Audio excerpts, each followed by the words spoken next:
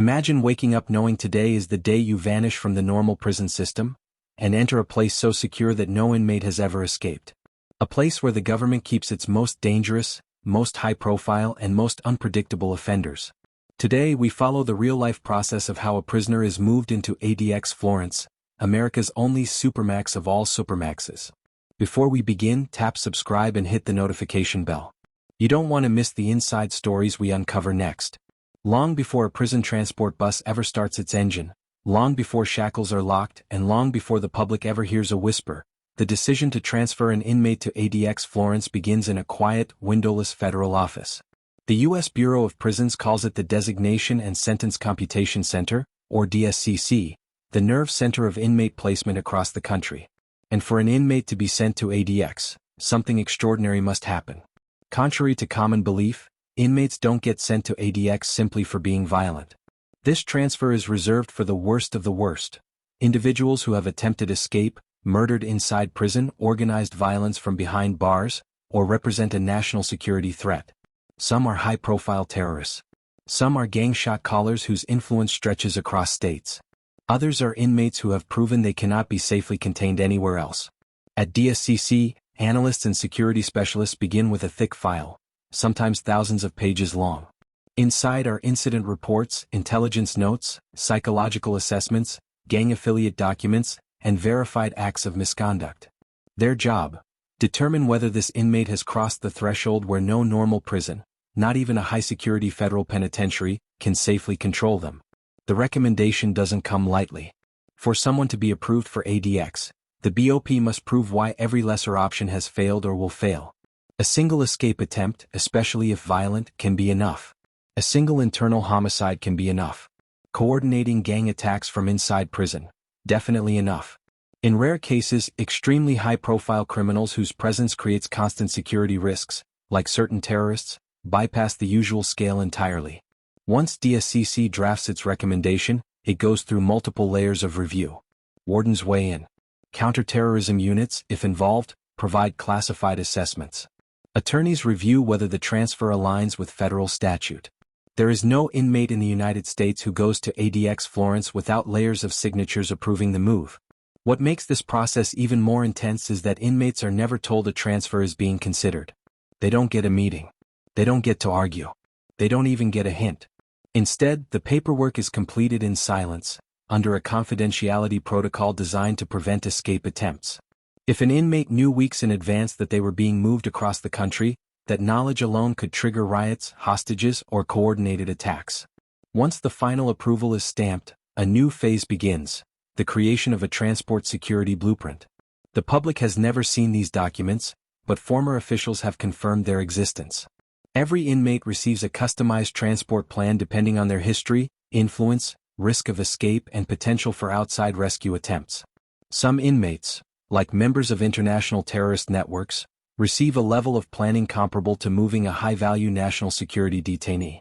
Others who are violent but not internationally connected receive a more standardized, but still heavily fortified, plan. At this stage, the process is still invisible to the inmate. Their daily life continues as normal. They wake up. They walk the tier. They go to the yard. Maybe they sense more guards around their cell. Maybe they notice a lieutenant watching them longer than usual.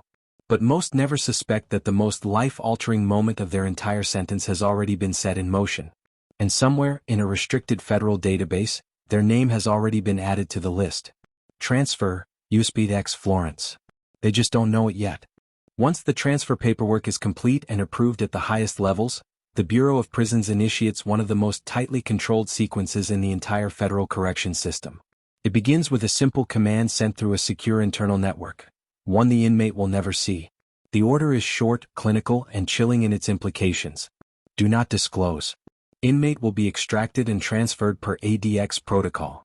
With that message, the countdown begins. Unlike typical prison transfers, which are often scheduled days or weeks ahead and involve multiple inmates at once, transfers to ADX Florence operate under a cloak of secrecy. Only a small list of personnel are informed, and even they are told only what they absolutely need to know. The goal is simple: eliminate any chance of resistance, riots, escape attempts, or coordinated interference from outside criminal networks. For most inmates, the moment they finally discover they're being moved is abrupt and shocking. It doesn't happen during daylight hours and it doesn't come with explanations. It happens when the prison is at its quietest, usually sometime between 2 a.m. and 4 a.m., when hallways are dark, inmates are asleep, and the noise of daily prison life has died to a low hum. In a secure control center, the warden gives a final nod, and a specialized extraction team begins to assemble. These aren't regular guards. These are officers trained for high-risk movements. Inmates who are unpredictable, violent, or influential enough that even a rumor of a transfer could spark trouble. They wear tactical gloves, reinforced vests, and carry equipment most inmates will never see up close. They move silently down the tiers, their footsteps echoing against cold concrete walls. A lieutenant will hold a clipboard with the inmate's name printed discreetly, sometimes only a number if confidentiality is critical. The team arrives at the cell without warning. One officer unlocks the outer door, while another watches the inmate through the narrow rectangular window. If the inmate is asleep, they're woken with a curt phrase uttered through the slot. Pack up. Transfer. No explanation. No destination. No hint they're being sent to ADX Florence, the most secure prison in the United States. Just transfer. Many inmates assume it's routine. Others immediately sense something larger is happening. Those with long histories of violence or escape attempts often know the truth before anyone says a word. But even then, protocol remains the same. The inmate must turn around, place their hands through the slot, and allow themselves to be cuffed. Leg irons follow. Then the extraction team steps in. The cell door opens only as wide as needed, and the inmate is guided out. During this time, other inmates on the tier might wake up and press their faces to the glass. They whisper to each other, trying to guess who's being moved and why. Speculation passes quickly through the units, but no one really knows the truth. The inmate is escorted to a small, windowless holding room where the real preparation begins. Their belongings are searched, documented, and packed into sealed transport bags. Their clothing is swapped for a standardized transfer jumpsuit, usually orange or khaki depending on the facility. Shoes are inspected for hidden metal. Waist chains, handcuffs, and leg irons are secured tightly. In high-risk cases, a black box restraint, a hardened device that covers and restricts hand movement, is locked over the cuffs. Throughout this process, the inmate still hasn't been told exactly where they're going. This is intentional. ADX transfers remain classified until the inmate arrives at the destination. Many don't find out they're bound for Florence until a guard whispers it hours later, or until they hear the engines of the transport convoy and recognize the unmistakable protocols associated with supermax-level movement. In some cases, a high-ranking officer might step into the holding room with a sealed envelope. Without handing it to the inmate, he might read from the document. Their transfer is approved for administrative reasons. The wording is vague, but inside the Bureau of Prisons, those two words, administrative reasons, often signal something far more serious. The inmate has been deemed too dangerous, too unpredictable, or too influential for the regular prison system. What's so shocking about this process is how fast it happens. 1 hour, an inmate is asleep in their cell. By dawn, they're chained inside a secure transport vehicle heading toward the most restrictive prison environment in the nation.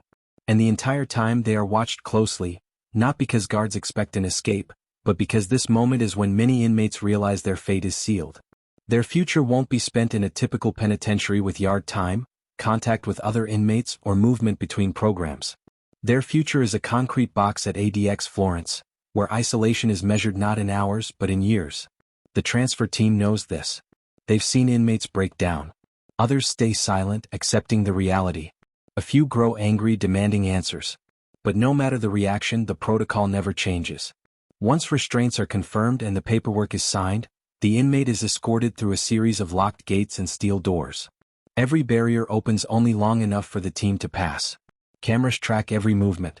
The hallways feel colder, more controlled, more sterile than usual, not because the building is different but because the mood is. Finally, the inmate reaches the outside sally port. Waiting there is the heavily armored transport vehicle that will carry them into the next chapter of their life. A chapter they can't escape, outrun, or negotiate their way out of. They still don't know it, but their destination is already written.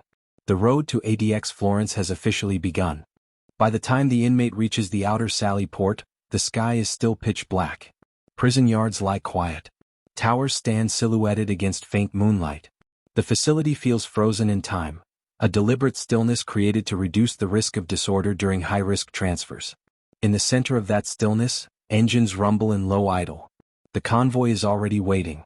Contrary to Hollywood portrayals, inmates bound for ADX Florence are almost never transported in a regular white prison bus. Instead, they're moved inside specialized, heavily reinforced vehicles designed to withstand ambush attempts, escape attempts, and unpredictable violence. Some look like standard transport vans on the outside, but inside they're retrofitted with welded steel cages, interior camera systems, and separated compartments so the inmate cannot reach anyone, not even the officers driving the vehicle. The choice of vehicle depends entirely on the inmate's risk profile.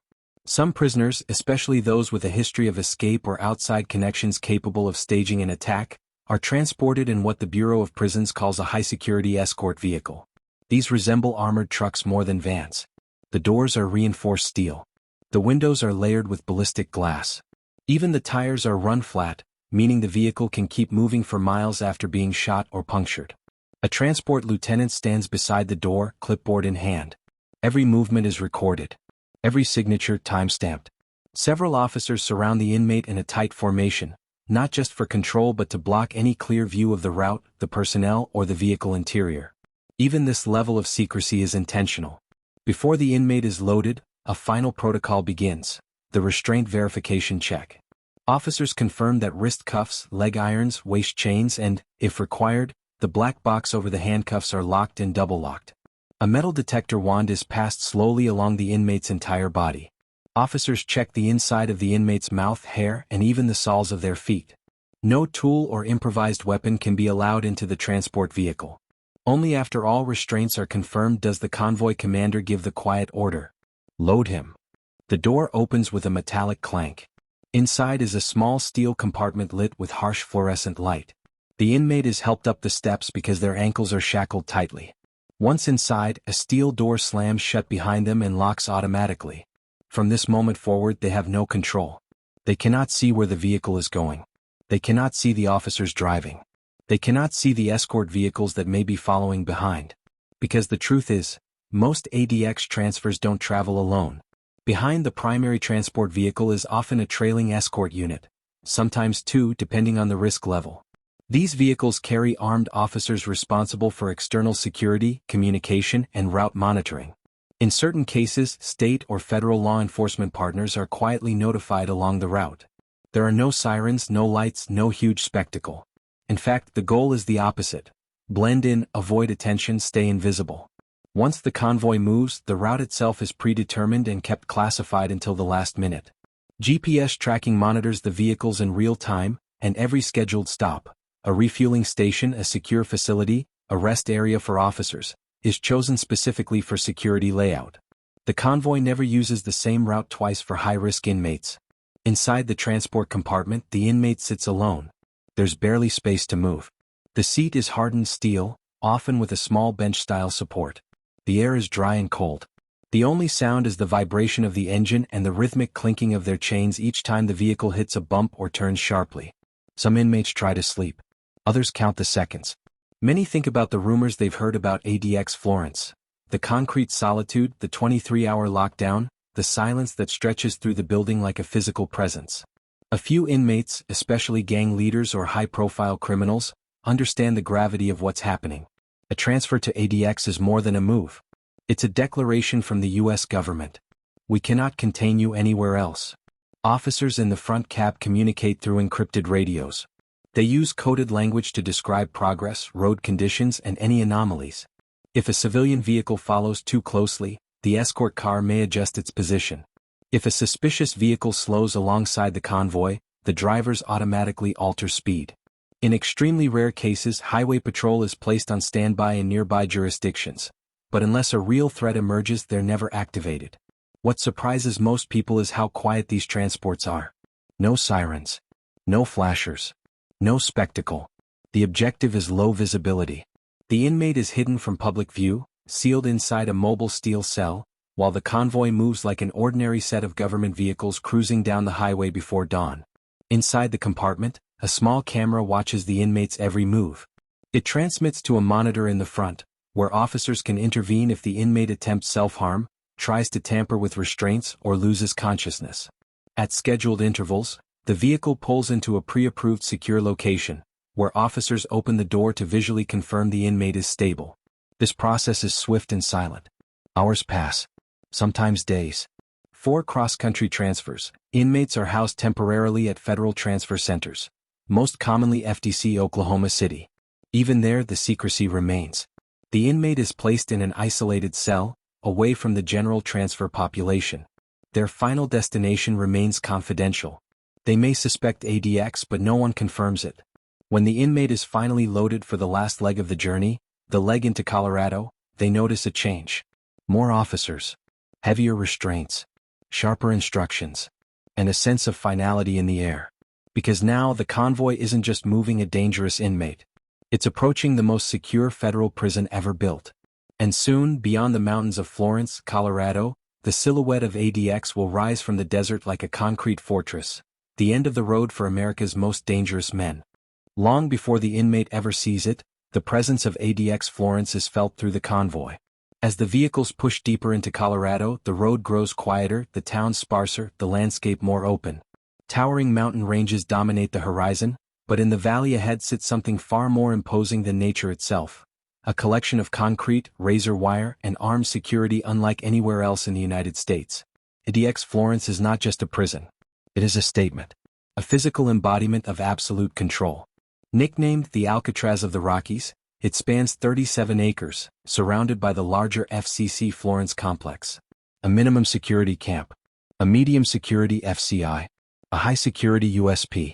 And at the center, the Supermax, isolated by design both physically and operationally. But the Supermax is separated from the rest, guarded by additional layers of fencing, motion detectors, and armed patrol routes. Even other federal inmates nearby will never set foot inside its inner perimeter. As the convoy approaches the complex, officers inside the vehicles grow noticeably more focused. This is the most sensitive part of the journey. Though the risk of an escape attempt or ambush is extremely low, bordering on non-existent, the Bureau of Prisons treats every ADX arrival as critical. Nothing is left to chance. Nothing is routine. The convoy crosses a rural stretch of highway. Up ahead, a long, unassuming road leads to a series of checkpoint gates. These roads are intentionally minimal in traffic. Few civilians ever have a reason to drive here. In fact, when unfamiliar vehicles appear near ADX, they are often observed by patrol units within minutes. For the inmate inside the steel compartment, the view is limited. At best, they might catch a glimpse of towering fences through a tiny slit in the door. To most, the site looks like a military base mixed with an industrial complex. Cold, gray, and impossibly secure. The convoy stops at the first external checkpoint. This gate marks the initial boundary between public land and the controlled perimeter. A corrections officer steps out of a small booth, wearing a duty belt and equipped with a rifle slung across their chest. They approach slowly, scanning the vehicles, checking plate numbers, confirming the credentials of the transport team. Even though this transfer has been scheduled for days through encrypted channels, ADX procedures require verification at every stage. No car drives in without confirmation. No assumptions are made. The officer leans toward the driver window of the lead vehicle. Identification. The commander hands over a badge and sealed packet containing the transfer authorization. The officer in the booth reads it, nods, phones the interior control center, and waits for confirmation. Only when the inner control center responds does the gate buzz open, sliding aside to reveal a narrow stretch of asphalt bordered by layers of fencing. Now the convoy moves deeper. A second checkpoint appears, this one more fortified. Cameras follow the vehicles. Concrete barriers slow the approach. At this point, every vehicle is subject to intensified scrutiny. Under the convoy, mirrors scan for improvised devices. On the outside, officers inspect wheel wells, doors, hinges, and seals. Though exceedingly rare, this level of security prevents any attempt, internal or external, to compromise the facility. The inmate, still locked in the steel compartment, begins to feel the weight of the place. Even without knowing the full details, almost every prisoner senses the shift. The air is different. The tension from the escorts grows heavier, more deliberate. Some inmates try to speak, asking where they are. Most remain silent because they already suspect the truth. After the second checkpoint is cleared, the vehicles pass into the secure perimeter zone of ADX Florence.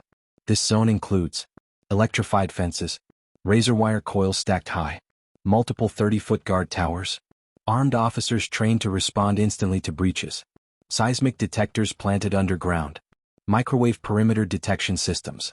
Anything crossing the fence line, human or animal, sets off an instant alarm. But the real intimidation comes from the architecture of ADX itself. As the convoy drives closer, the facility begins to rise into view, built from reinforced concrete with almost no windows visible from the outside. Every angle, every wall, every corridor inside was designed with a singular purpose: prevent escape. Even the landscaping around the prison is intentional, open desert terrain offering no cover and no opportunity for concealment. At last, the convoy stops before the Sally Port, a heavily fortified entrance resembling the gateway to a bunker. This is the final threshold. Inside, steel gates slide open and close in time sequences.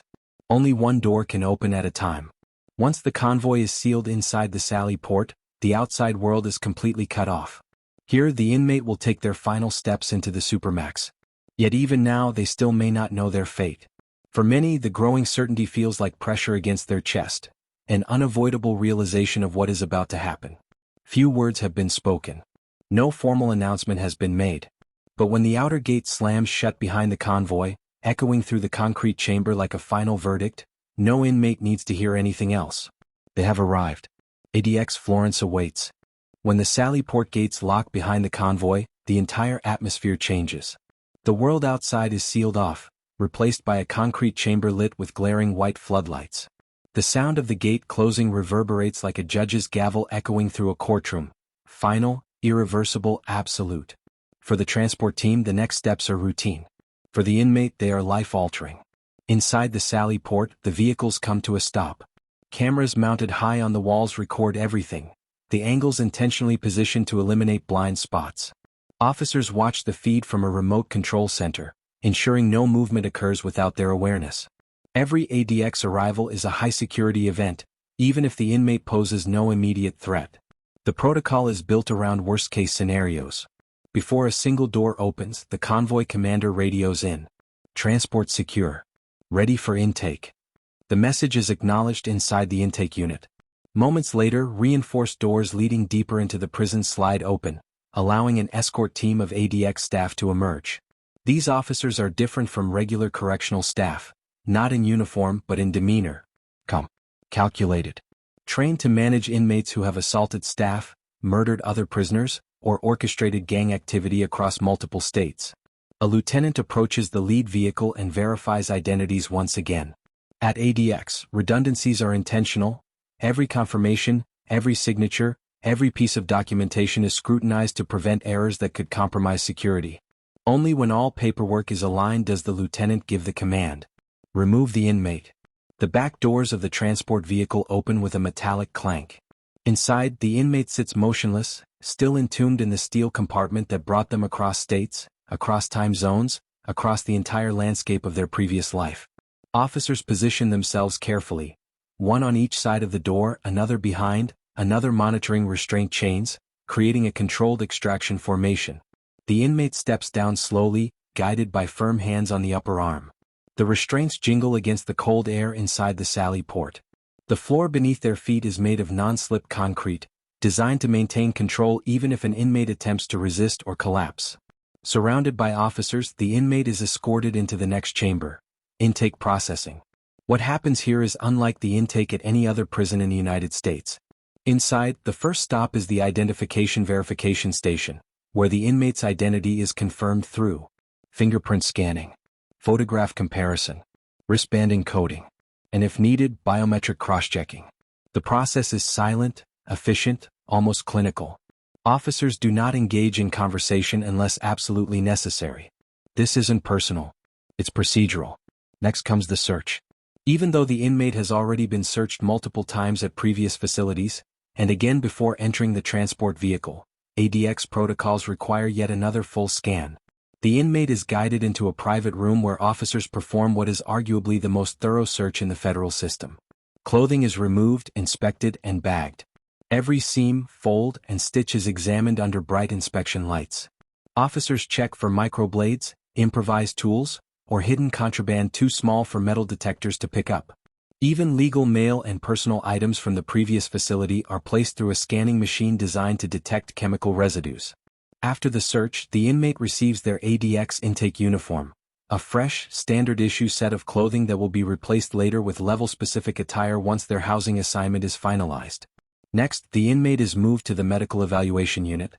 Here, a team of medical staff document vital signs, injury history, mental health indicators, past suicide attempts or self-harm behavior, any chronic conditions requiring medication. At ADX, medical documentation isn't just for health purposes, it's for safety. Some inmates arriving at the supermax are volatile, unpredictable, or mentally unstable after years of violence or isolation. Others arrive calm but deeply aware that ADX represents the end of any hope for normal prison life. The evaluation must determine whether immediate psychological observation is needed. Some inmates are placed under temporary suicide watch, not because of their record, but because the shock of arrival can trigger panic or despair. Few prisons in the world carry the psychological weight of ADX Florence.